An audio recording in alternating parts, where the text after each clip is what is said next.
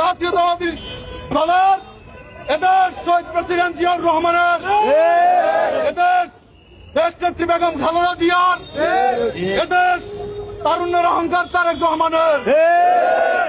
এদেশে বাস করতে হলে তাদের প্রতি শ্রদ্ধা সম্মান রেখেই আপনাদেরকে থাকতে হবে। নব্য রাজনীতির নব্য নেতারা তাদেরকে উদ্দেশ্য করে বলতে চাই, আমাদের হৃদয়ের স্পন্দন বাংলাদেশ জাতীয়তাবাদী দল বিএনপির স্থায়ী কমিটির মেম্বার,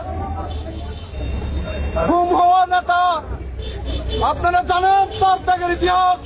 তাকে নিয়ে আন করে একটা ছেলে, বয়সে আমার চেয়ে ছোট, এই ছেলের যে কটূক্তি করেছে,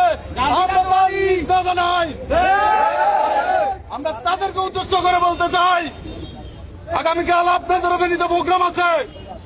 যদি আপনারা ক্ষমা না চান এই বক্তব্যের জন্য, আপনাদেরকেও ফেনীতে আমরা প্রবেশ করতে দিব না।